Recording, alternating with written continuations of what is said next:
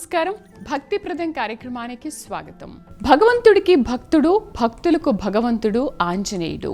రామచంద్ర ప్రభువుకు బంటుగా, సేవకుడిగా, భక్తుడిగా ఉన్న హనుమంతుడు సుగ్రీవునికి సైతం మంత్రిగా ఉన్నాడు తప్ప ఏనాడు రాజ్యాలు, పదవులు, అధికారాలు కోరలేదు, దర్పాలు ప్రదర్శించలేదు. శ్రీరామచంద్ర ప్రభువుకు ఆంజనేయ స్వామికి సంబంధించి ఎన్నో పండుగలు, పర్వదినాలు ఉన్నాయి. అయితే సీతామాతను అన్వేషించడానికి ఆంజనేయుడు చేపట్టిన కఠోర దీక్షే హనుమత్ వ్రతం.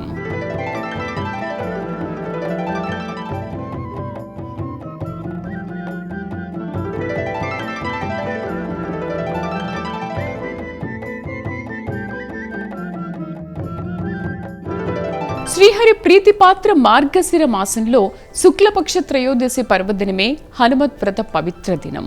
హనుమంతుడు సీతాన్వేషణకు చేపట్టిన దీక్షను మననం చేసుకుంటూ సదా రామ పదారవింద సేవలో తరించే హనుమంతుని ఆరాధిస్తూ చేసే వ్రతమే హనుమత్ వ్రతం.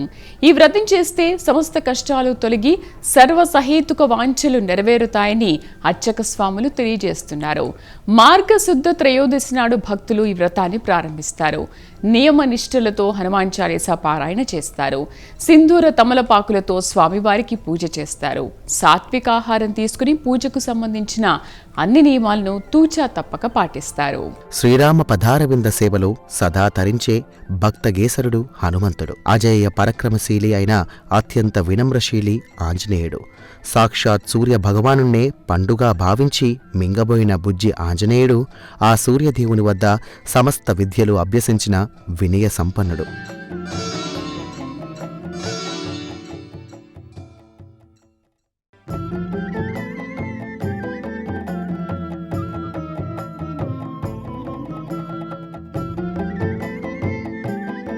గ్రహణ విధి నిర్వహణలో సూర్య సన్నిధికి చేరబోతున్న రాహుకు సూర్యుని పండుగ భావించి వాయువేగంతో సాగుతున్న బాల హనుమంతుడి శక్తిని చూసి తన సూర్యగ్రహణ విధికి తన సూర్యుణ్ణి మింగాల్సి ఉండగా ఆ పనిని ఓ పసిబాలుడు సూర్యుడి వైపునకు దూసుకెళ్లడం, తాను ఆ బాలుని అడ్డుకోలేకపోవడంతో తన ఆగర్భ శత్రువైన ఇంద్రుని ఆశ్రయించి ఆ బాలుడి ప్రయత్నాన్ని విరింపజేయమని కోరుతాడు.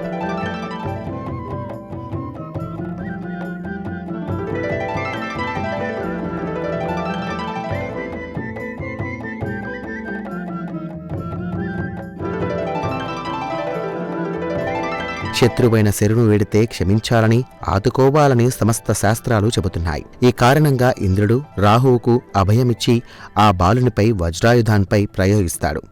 సమస్త శక్తులు కలిగిన వత్రసురుడు వంటి యోధులని క్షణంలో మట్టుపెట్టగలిగేది అమరేంద్రుడి వజ్రాయుధం. అయితే ఆ వజ్రాయుధం హనుమకు గాయం కలిగించింది, కానీ అంతకు మించి ఏమీ చేయలేకపోయింది.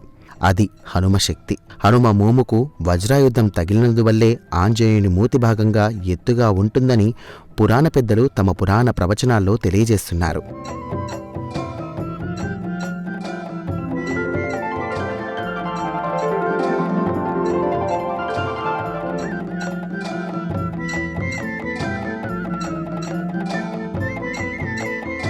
ధైర్యం, బలం, ఉత్సాహం, బుద్ధి, శక్తి, పరాక్రమం ఉన్నచోట దైవం ఉంటాడని సుభాషితాలు చెబుతున్నాయి.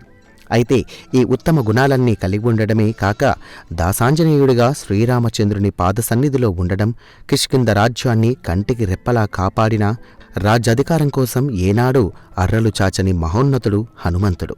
రాముడికి బంటుగా ఎలా ఉన్నాడు, సుగ్రీవునికి మంత్రిగా ఉన్నాడు తప్ప అధిక శక్తి సంపన్నుడనని ఏనాడూ గర్వపడలేదు, పదవులు కాంక్షించలేదు.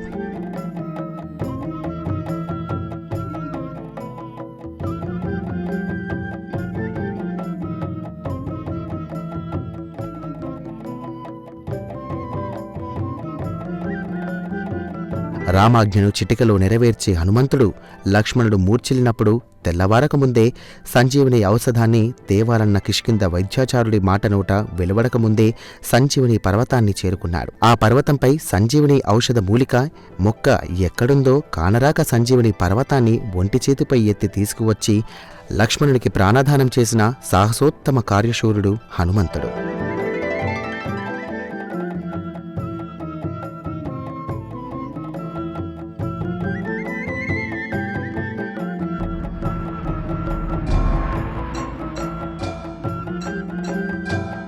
భగవంతునితో సమానంగా ఆంజనేయుడు పూజలందుకుంటాడు. భగవంతునికి భక్తుడిగా, భక్తులకు భగవంతుడిగా ఉండటం ఒక్క హనుమకే సాధ్యం. రామాలయం ఉన్న ప్రతి చోట హనుమంతుడు ఉంటాడు. రామాలయమ కాక ఏ ఆలయం ఉన్నా అక్కడ హనుమ దర్శనమిస్తాడు. అసలు ఆలయమే లేకపోయినా 4 రోడ్ల కూడలి ఉంటే అక్కడ హనుమత్ విగ్రహం దర్శనమిస్తుంది.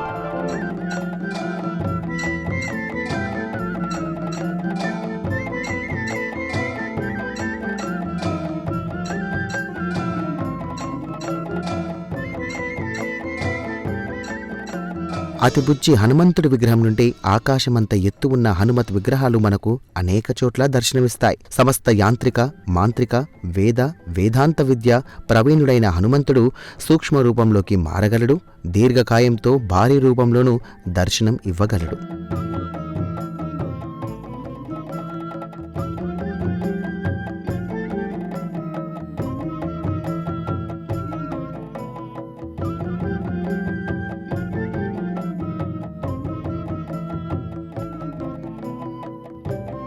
హనుమత్ వ్రతానికి సంబంధించి ఎన్నో పురాణ కథలు వినిపిస్తూ ఉంటాయి. అయితే సీతామాతను అన్వేషించగల ఏకైక సమర్థుడు హనుమంతుడే అని జాంబవంతుడు తేల్చి చెప్పడంతో కపిల వీరులందరూ హనుమత్ శక్తిని తట్టి లేపుతారు. తాను ఎంత బలయుతుడు, బలసంపన్నుడైనా తాను అజేయ అపార శక్తి కలిగి ఉన్నాడని హనుమంతుడు భావించాడు. తన రాజు సుగ్రీవుడికి మంత్రి, అలాగే శ్రీరామచంద్ర ప్రభువుకు బంటుగా ఉండడం, భక్తులను కంటికి రెప్పలా కాపాడడం మాత్రమే తెలుసు.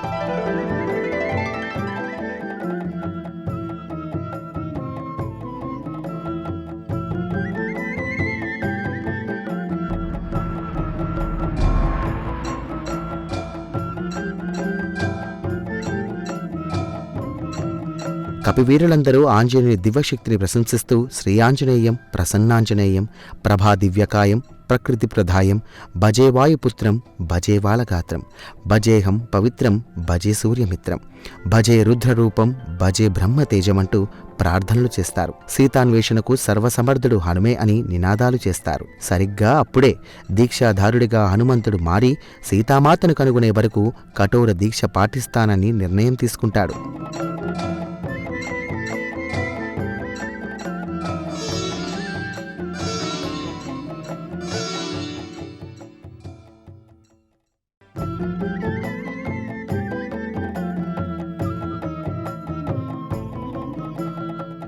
ఈ దీక్షతోనే హనుమంతుడు సాగరాన్ని లంఘించడం, లంకా ప్రవేశం చేయడం, రాక్షస సంహారం చేయడం, సీతామాతను అశోకవనంలో గుర్తించడం, శ్రీరామచంద్ర ప్రభువు అంగుళీకాన్ని సీతామాతకు అందించడం, సీతామాత సమాచారాన్ని శ్రీరామచంద్రునికి చేరవేయడం, అనంతరం రామదండుతో కలిసి లంకా ప్రవేశం చేసి సమరంలో విజయం సాధించడం జరుగుతుంది.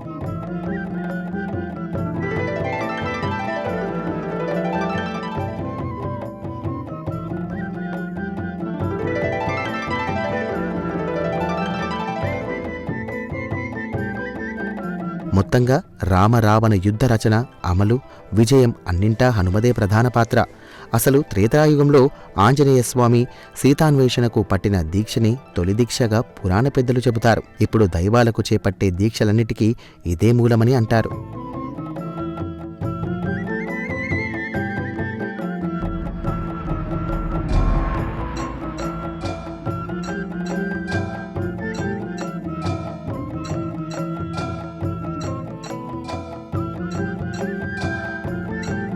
మానసనాం మార్గశిరోహసనాం అని గీతాచార్యుడు భగవద్గీత బోధనలో అర్జునుడికి తెలియజేస్తాడు.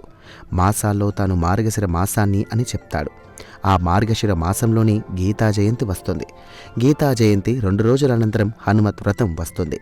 హనుమత్ వ్రతం తర్వాతి రోజు దత్తాత్రేయ స్వామి జయంతి వస్తుంది. ధనుర్మాసం, ధనస్సు పూజలు, నేలపట్టు అని మార్గశిరంలోనే వస్తాయి.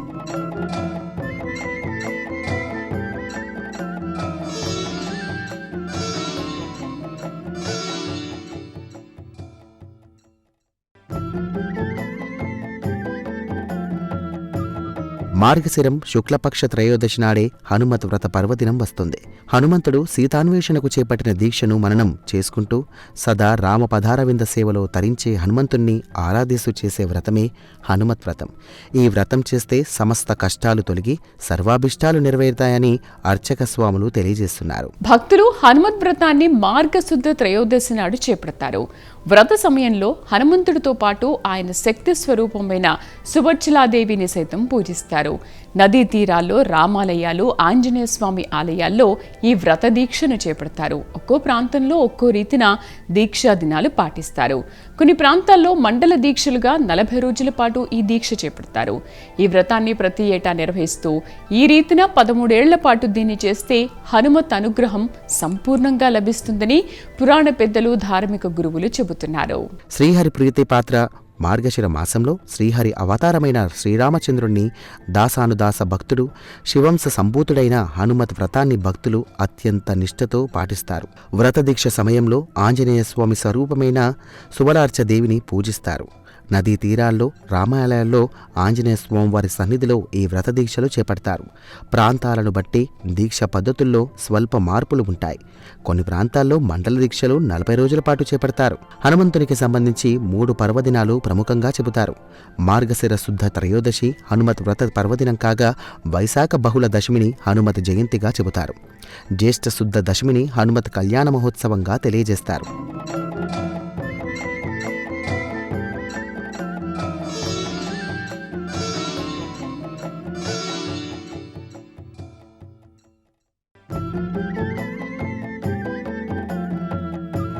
కొన్ని ప్రాంతాల్లో హనుమత్ విజయోత్సవాలు, శ్రీరామనవమి వేడుకల అనంతరం హనుమత్ జయంతి నిర్వహించుకోవడం జరుగుతుంది.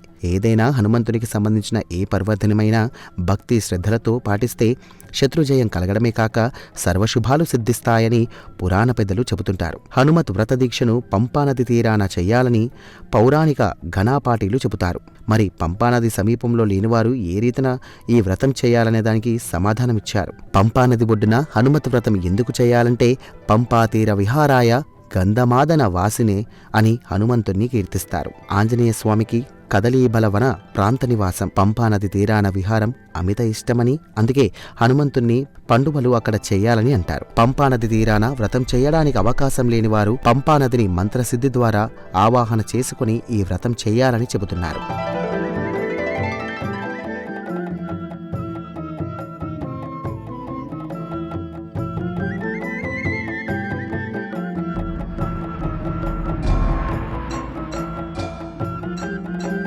ఆంజనేయ స్వామి జన్మ నక్షత్ర పూర్వాభద్ర కాగా జన్మించిన రోజు శనివారమని పురాణ పెద్దలు చెబుతున్నారు. ఆంజనేయ స్వామికి ప్రీతిపాత్రమైన రోజు మంగళవారమని తెలియజేస్తున్నారు. ఆంజనేయ స్వామికి మృగశిర నక్షత్రం ఇష్టదాయకమైందని, మార్గశిర మాసం మృగశిర నక్షత్రం పౌర్ణమి రోజున స్వామివారిని ఆరాధిస్తే ద్విగ్నీకృత ఉత్తమ ఫలితాలు పొందవచ్చని చెబుతున్నారు. మార్గశిర శుద్ధ త్రయోదశి హనుమత్ వ్రత పర్వదినాన బ్రహ్మీ ముహూర్త సమయంలో నిద్రలేచి కాలకృత్యాలు తీర్చుకొని శుచై నిత్య పూజాధికాలు చేసుకోవాలి. ఈ పూజాధికాలతో పాటు హనుమత్ వ్రతాన్ని ఆచరించాలి. పంపా తీరాన హనుమత్ వ్రతం చేస్తే ఉత్తమోత్తమం. అలా కాని పక్షంలో పంపా కలశాన్ని ఏర్పాటు చేసి కలశ పూజానంతరం హనుమత్ వ్రతాన్ని భక్తి శ్రద్ధలతో ఆచరించాలి.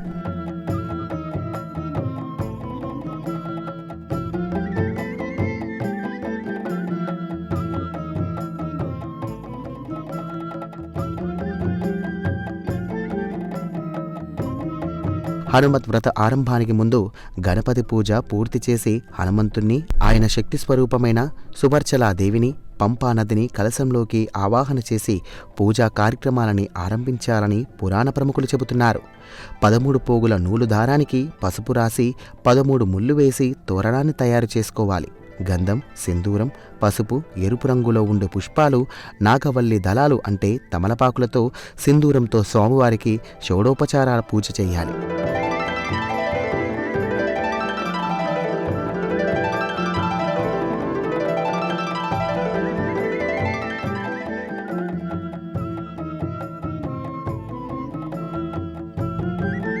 మినపపప్పుతో చేసిన 13 అప్పాలను నైవేద్యంగా పెట్టాలి. కొందరు భక్త శిఖామణులు ఆంజనేయస్వామి సూక్ష్మరూపం, భారీ రూపాలను స్మరణం చేసుకుంటూ అతి చిన్న అప్పాలను, అతిపెద్ద అప్పాలు తయారు చేసి నైవేద్యంగా పెడుతూ ఉంటారు.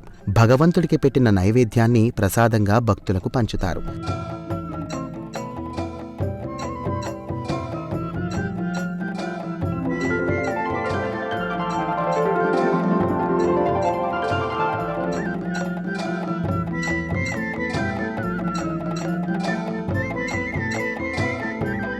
ఎంత నిష్ఠాగరిష్టంగా పూజా వ్రతాలు చేసినా ప్రసాదం తీసుకోవడంలో కానీ ఇతరులకు పంచడంలో కానీ అశ్రద్ధ చేస్తే ఆ వ్రతఫలం దక్కదని పురాణ పెద్దలు చెబుతున్నారు. ప్రసాదం అంటే దేవుని అనుగ్రహమని, ప్రసాదం అందకపోతే అడిగైనా తీసుకోవాలని పురాణ గురువులు తెలియజేస్తున్నారు.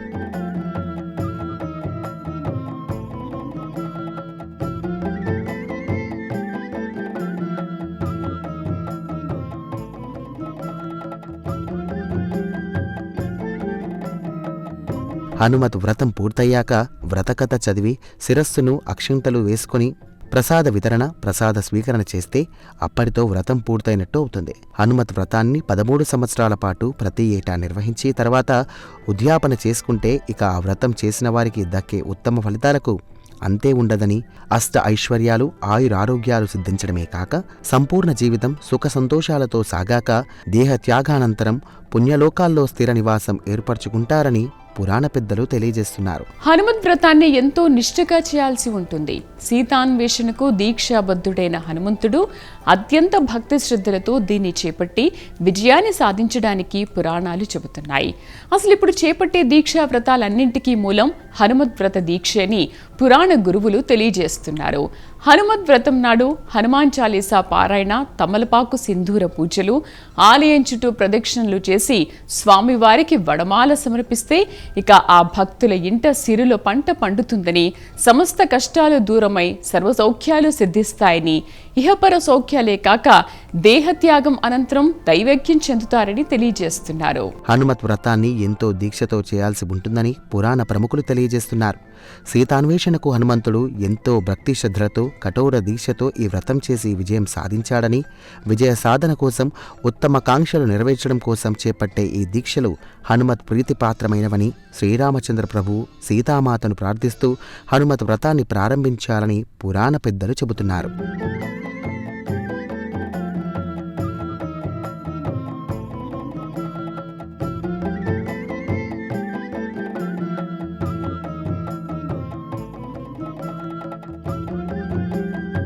హనుమత్ దీక్షలు సాధారణంగా చైత్ర పౌర్ణమి నాడు ప్రారంభించి 41 రోజుల పాటు ఈ దీక్షలు కొనసాగిస్తారని పురాణ ప్రముఖులు తెలియజేస్తున్నారు. అయితే హనుమత్ వ్రత దీక్షలు మార్గశిర శుద్ధ త్రయోదశి పర్వదినం నాడు చేపడతారని తెలియజేస్తున్నారు. 41 రోజుల పాటు హనుమాన్ చాలీసా పారాయణ చేయాలని, రోజుకు 1, 3, 5, 11 లేదా 41 సార్లు పారాయణం చెయ్యాలని, దీక్షాకాలంలో శుద్ధమైన ఆహారం తీసుకోవాలి, బ్రహ్మచర్యం పాటించాలని, సాత్విక జీవనం గడపాలని, దీక్ష నియమాలను తూచా తప్పక పాటించాలని అంటున్నారు.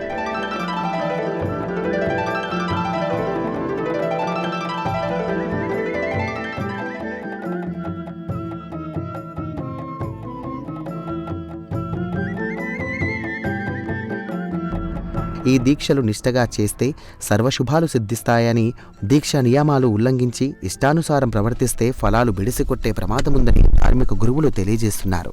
హనుమాన్ చాలీసా పారాయణ, తమలపాకు, సింధూర, పంచామృత పూజలు, స్వామివారికి బెల్లం, అరటిపండ్లు నైవేద్యాలు ఇవన్నీ నిష్టగా చెయ్యాలని అంటున్నారు. హనుమత్ వ్రత దీక్షను స్వామివారు ప్రారంభించినది మార్గశిర శుద్ధ త్రయోదశి నాడు అని పురాణ పెద్దలు తెలియజేస్తున్నారు. అయితే మరికొందరు ఆంజనేయ స్వామి ఈ పర్వదినాన అమ్మవారిని అశోకవనంలో తిలకించి శ్రీరామచంద్రుణ్ణి అంగుళీయకాన్ని సీతామాతకు అందించి అమ్మవారి మనసు కుదుటపరిచారని చెబుతారు. సీతమ్మ తల్లి సమాచారాన్ని శ్రీరామచంద్ర ప్రభువుకు తెలియజేయడానికి సంతోషంగా తిరుగు ప్రయాణమైంది ఈ పర్వదినానని ఆ గురువులు వెల్లడిస్తున్నారు. విశ్వవ్యాప్తంగా ఆంజనేయ స్వామి ఆలయాలు కోకొల్లలుగా ఉన్నాయి. రామాలయాల్లో ఆంజనేయ ఆలయాలు, విడిగా హనుమాన్ ఆలయాలు, అన్ని చోట్ల చోటా హనుమాన్ విగ్రహాలు, కొన్ని చోట్ల భారీ హనుమాన్ విగ్రహాలు, ఇందుగలడు అందులేడని సందేహం లేకుండా ఎక్కడైనా హనుమతు దేవుడు దర్శనమిస్తాడు. తన సన్నిధికి చేరి ఆరాధన చేసిన భక్తులకు అపార ఫలాలు అందజేస్తాడు. ఉభయ తెలుగు రాష్ట్రాల్లో ఎన్నో ప్రముఖ ఆంజనేయ దేవాలయాలు ఉన్నాయి.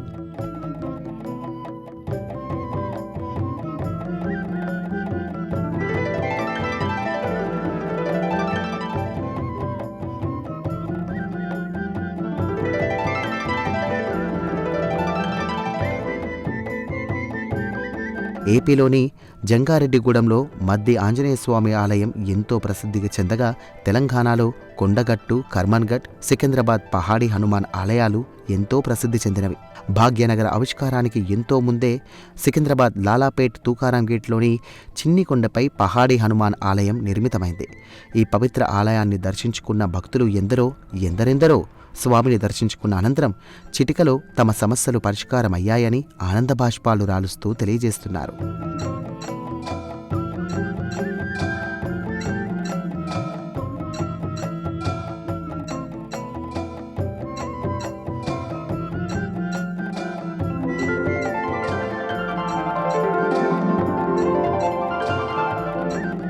దీర్ఘకాలం వివాహం కాని వారు ఎందరో పహాడీ హనుమాన్ స్వామిని దర్శించుకున్న అనంతరం వివాహితులయ్యారని, మందబుద్ధిగా ఉన్న విద్యార్థులు స్వామిని దర్శించుకున్నాక చదువుల్లో ప్రథమ స్థానంలో నిలిచారని ఆలయ అర్చక స్వాములు తెలియజేస్తున్నారు.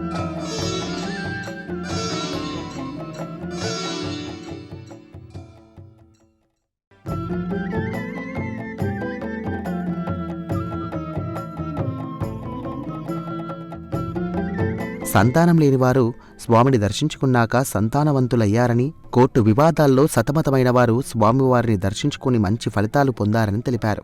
ఇలా రాజకీయ నాయకులు, సినీ ప్రముఖులు, బడా పారిశ్రామికవేత్తలు, నిరుపేదలు, సొంతిల్లు కోరుకునేవారు ఎందరెందరో స్వామివారికి మొక్కుకొని తమ సమస్యలకు పరిష్కారం పొందారని, స్వామి అనుగ్రహానికి పాత్రులై ఆలయానికి వచ్చేవారి సంఖ్యే వేలల్లో ఉంటోందని ఆలయ అర్చక స్వాములు తెలియజేస్తున్నారు. ఎక్కడ రామాలయం ఉంటే అక్కడ హనుమంతుడు ఉంటాడు. బుల్లి ఆంజనేయ విగ్రహాల నుంచి పెద్ద ఎత్తున ఉండే ఆంజనేయ స్వామి విగ్రహాలు మనకు వాడవాడలా కనిపిస్తాయి. అందుకే ఆంజనేయ స్వామికి ఉన్నన్ని ఆలయాలు బహుశా ఏ దైవానికి ఉండవేమో అనిపిస్తుంది. ఆకాశమంత ఎత్తు ఉన్న ఆంజనేయ స్వామి విగ్రహాలు బహుశా ఒక్క ఆంజనేయ స్వామికే ఉంటాయేమో. ఏ సూర్య భగవానుని ఎర్రని పండుగ భావించి మింగివేయబోయాడో ఆ సూర్యదేవుని వద్దే సమస్త విద్యలను ఆంజనేయుడు నేర్చుకున్నాడు. ఇది వాళ్ళ భక్తిప్రదం కార్యక్రమం. నమస్కారం.